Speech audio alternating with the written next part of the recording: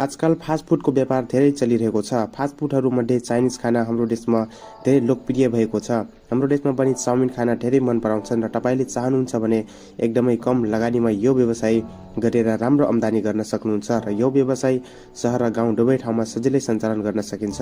यदि तपाईँ चाउमिन बनाउने व्यापार सुरु गर्न चाहनुहुन्छ भने तपाईले चाउमिन बनाउने व्यापार कसरी सुरु गर्ने भन्ने बारे हाम्रो आजको यो भिडियोमा पाउनुहुनेछ। यससँग सम्बन्धित सबै जानकारी प्राप्त गर्नको लागि अन्तिमसम्म भिडियो हेर्नुहोला। चाउमिन बनाउने व्यवसाय के हो त? एक हिसाबले यो फास्ट फुड कर्नर जस्तै हो, जहाँ तपाईले चाउमिनले बनाएका विभिन्न फास्ट फुडहरू बिक्री भइरहेको देख्नुहुनेछ। यस व्यवसायमा तपाईले आफ्नै चाउमिन कर्नर खोल्नुपर्छ, जहाँ तपाईले ग्राहकहरूलाई आवश्यकता अनुसार विभिन्न चाउमिनबाट बनेको फास्ट फुड सेवा दिनुपर्ने हुन्छ, जसमा अन्डा chowmein, Manchurian chowmein, paneer chowmein र चिकन चाउमिन लगायत केही चीजको सहयोगमा चाउमिन डिस बनाइन्छ र ग्राहकहरूलाई खुवाइन्छ। अब कुरा गरौँ यसको डिमान्ड कतिको छ त? हाम्रो देशमा पहिलेको तुलनामा चाउमिनको परिकार धेरै गुणा मानिसहरू मन पराउँछन् र अहिले हाम्रो देशका गाउँ र सहर दुवै ठाउँमा चाउमिन बनाउने व्यापार सजिलै चलाउन सकिन्छ र यसबाट राम्रो आम्दानी गर्न सकिन्छ। जब मानिसहरू घरबाट हिँड्न वा अन्य कामको लागि बाहिर निस्कन्छन्, चाइनिज कर्नरको विचार पक्कै पनि उनीहरूको दिमागमा आउँछ, जहाँ उनीहरूले चाउमिनबाट बनेका विभिन्न परिकारहरू खान मन पराउने गर्दछन्। त्यसैले आज हाम्रो देशमा चाउमिन बनाउने व्यापार धेरै सहज रूपमा चल्न सकिन्छ, किनभने हाम्रो देशको हरेक साना ठुला शहरमा यस प्रकारको व्यवसायको माग दिनानुदिन बढ्दै गएको छ। अर्थात् यो व्यवसाय तपाईँका लागि धेरै लाभदायक साबित हुन सक्छ। सो चाउमिन बनाउने व्यवसाय कसरी सुरु गर्ने? तपाईँ यो व्यवसायलाई सानो वा ठुलो कुन स्तरमा सुरु गर्न चाहनुहुन्छ? तपाईँले लगभग एउटै प्रक्रियाबाट गुज्रनु पर्ने हुन्छ, जसको बारेमा हामी विस्तृत जानकारी दिनेछौँ। चाउमिन बनाउने व्यवसाय सुरु गर्न हामीले केही महत्त्वपूर्ण चरणहरू पालना गर्नुपर्ने हुन्छ, जसको जानकारी हामीले यस भिडियोमा दिनेछौँ। यदि तपाईँ चाउमिन बनाउने व्यवसाय सुरु गर्न चाहनुहुन्छ भने तपाईँ यसलाई दुई फरक वर्गमा विभाजन गरेर विभिन्न प्रकारमा बनाउन सक्नुहुन्छ, ताकि ग्राहकहरूमा अधिकभन्दा अधिक विकल्पहरू पाउनेछन्। यस्तो अवस्थामा सबैभन्दा पहिले भेज र ननभेज गरी दुई क्याटेगोरी बनाउनुहोस्। त्यसपछि यी दुवै क्याटेगोरीमा विभिन्न प्रकारका चाउमिन डिसेस तयार गरेर सुरु गर्न सक्नुहुन्छ, जस्तै तरकारी chowmein, paneer chowmein, Manchurian chowmein, veg chowmein, non veg chowmein, अन्डा चाउमिन, चिकन चिली चाउमिन, चाउमिनसँग चिकन राइस। त्यसैगरी तपाईँले ननभेज र भेज गरी दुई कोटीहरू बनाउनुपर्छ र आफ्नो चाइनिज कुनामा विभिन्न चाउमिनका प्रकारहरू राख्न सक्नुहुन्छ, जसले तपाईँको व्यवसायलाई राम्रो गर्न मद्दत गर्नेछ, तपाईँलाई कम्पिटिटिभ एडभान्टेज प्राप्त हुनेछ। अब कुरा गरौँ चाउमिन बनाउने चाहिने आवश्यक सामग्री। यदि तपाईँ चाउमिन बनाउने व्यवसाय सुरु गर्न चाहनुहुन्छ भने तपाईँले किराना पसलमा आधाभन्दा बढी सामग्री सजिलै पाउनुहुनेछ र तपाईँलाई कतै जानु पर्दैन। जहाँसम्म मेसिनरीको सवाल छ, यो व्यवसायमा तपाईँलाई कुक मात्र चाहिन्छ, मेसिनरीको आवश्यकता नै पर्दैन। त्यसैले चाउमिन बनाउने व्यवसायमा तपाईँलाई कुन कच्चा पदार्थ चाहिन्छ, आउनुहोस् कुरा गरौँ। सबभन्दा पहिले त तपाईँलाई चाउमिन चाहिन्छ, त्यसपछि गोलभेडाको अचार अर्थात् टमाटो सस, पानी, तेल, नुन खुर्सानी, लसुन, प्याज, मसाला, बन्दाकोपी इत्यादि तपाईँलाई चाहिने हुन्छ। अब कुरा गरौँ चाउमिनको रेटको बारेमा। विभिन्न ठाउँमा जग्गाको रेट फरक भए पनि आफ्नो व्यवसाय विस्तार गर्न पहिले चाउमिनको रेट प्रति प्लेट 90 देखि 100 रुपियाँसम्म राख्न सक्नुहुन्छ। लगभग धेरै ठाउँमा यही रेट चलिरहेको छ। आफ्नो चाउमिनको भाउ धेरै बढाउनु हुँदैन। चाउमिनको भाउ धेरै बढाउनु भयो भने मान्छे आउन साट्छन्, तर त्यस्तो गर्नु हुँदैन। अब तपाईँ सबैले आफ्नो रेस्टुरेन्ट पसल भएर बोर्डमा विभिन्न प्रकारका चाउमिनका रेटहरू राख्नुपर्ने हुन्छ। आफ्नो रेस्टुरेन्ट पसलभित्र पनि विभिन्न प्रकारका चाउमिन र त्यसका रेटहरू बोर्डमा छाप्नुपर्ने हुन्छ। तपाईले आफ्नो रेस्टुरेन्ट पसलभित्र मेनु कार्ड पनि राख्नुपर्छ, जसले गर्दा हरेक ग्राहकले आफूले चाहेको खाना अर्डर गर्न सक्छन् र त्यहाँ यसको मूल्य पनि हेर्न सक्छन्। अब कुरा गरौँ चाउमिन कसरी बनाउने।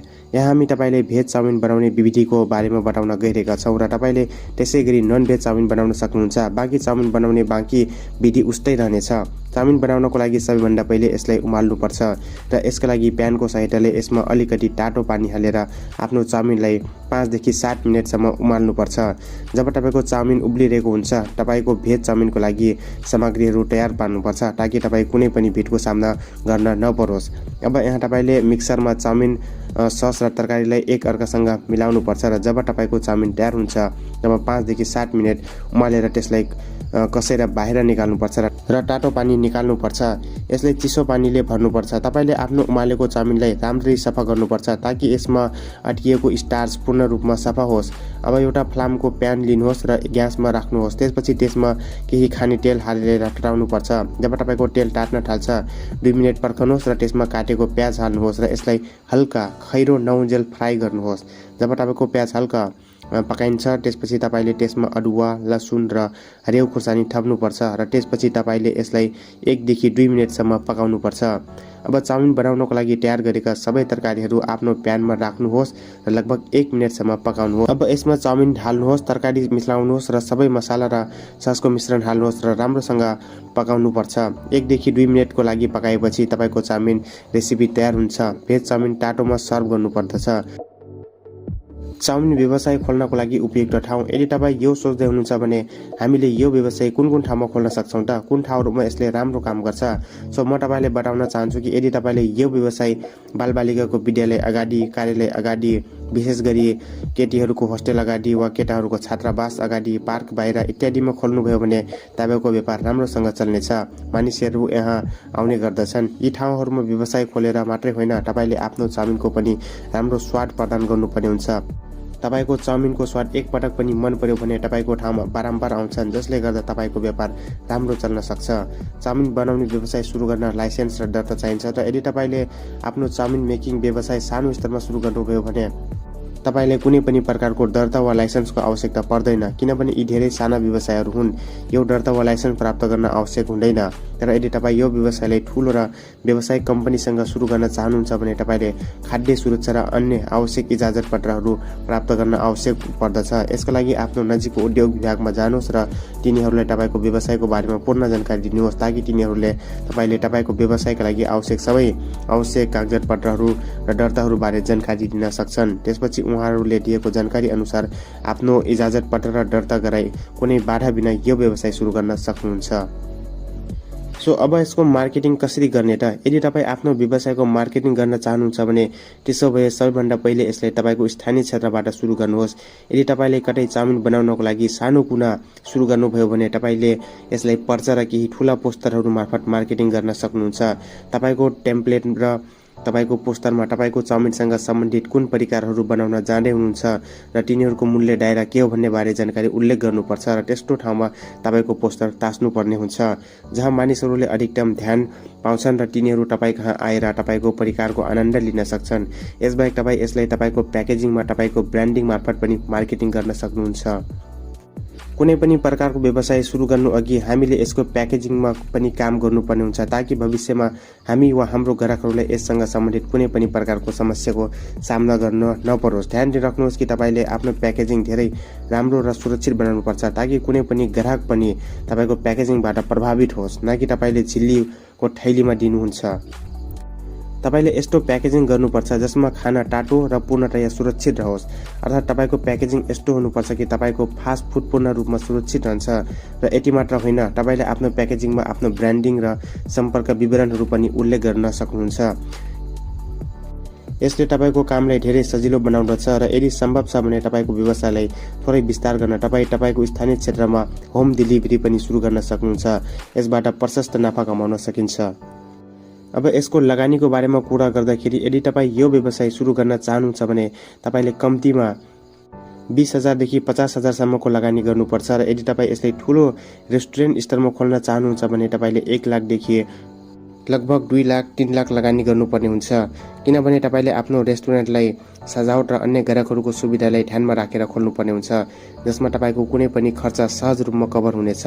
यदि तपाईँ यसलाई सानो स्तरमा सुरु गर्नुहुन्छ भने तपाईँ बिल्कुल न्यूनतम लगानीमा यो व्यवसाय सुरु गर्न सक्नुहुन्छ। चाउमिनको व्यवसायबाट हुने आम्दानीको कुरा गरौँ भने यदि तपाईहरू सबै चाउमिनको व्यवसायमा धेरै पैसा कमाउन चाहनुहुन्छ भने यसका लागि तपाईहरू सबैले आफ्नो व्यवसायमा कडम मेहनत गर्नुपर्ने हुन्छ। चाउमिनको व्यवसायबाट हामी प्रति महिना कति कमाउन सक्छौँ भन्ने बारेमा कुरा गर्ने हो भने चाउमिनको व्यवसायबाट तपाईले प्रति महिना 25,000 देखि 35,000सम्म कमाउन सक्नुहुन्छ। यदि तपाईको व्यवसाय राम्रो चलिरहेको छ भने तपाईले प्रति महिना 30,000 देखि 40,000सम्म कमाउन सक्नुहुन्छ। सञ्चालन गर्नु ठूलो कुरा मात्र होइन, ग्राहकहरूलाई आकर्षित गर्नु र कायम राख्नु पनि ठूलो कुरा हो। यदि तपाईँ ग्राहकहरूलाई आकर्षित गर्नुहुन्छ जसले तिनीहरूलाई कायम राख्नुहुन्छ भने यसले तपाईको व्यवसाय बढाउन धेरै मद्दत गर्दछ। ग्राहकहरूलाई आकर्षित गर्न तपाईले आफ्नो रेस्टुरेन्ट पसल बाहिर ठूलो बोर्डमा धेरै राम्रो कुरा प्रिन्ट गर्नुपर्ने हुन्छ। तपाईले बनाउनु भएको त्यही चीजहरू प्रिन्ट गर्नुपर्दछ। उनीहरू बोर्ड हेरेर आकर्षित हुन्छन् र त्यहाँ तपाईको पसलमा प्रवेश गर्दछन् र तपाईले पसलभित्र राम्रो सजावट गर्नुपर्दछ। यसले गर्दा ग्राहक बढी आकर्षित हुन सकुन्। जति धेरै ग्राहकहरू तपाईप्रति आकर्षित हुन्छन् त्यति नै उनीहरू तपाईँ कहाँ बारम्बार आउनेछन्। यो ग्राहकहरूले आकर्षित गर्ने समय हो। ग्राहकहरूलाई कसरी कायम राख्ने, त्यसैले म तपाईलाई बताउन चाहन्छु कि ग्राहकहरूलाई कायम राख्न तपाईले उनीहरूले राम्रो व्यवहार गर्नुपर्दछ। उनीहरूसँग दुर्व्यवहार नगर्नुहोस्। तपाईँ ग्राहकहरूलाई राम्रो सेवा प्रदान गर्न सक्दो प्रयास गर्नुपर्छ।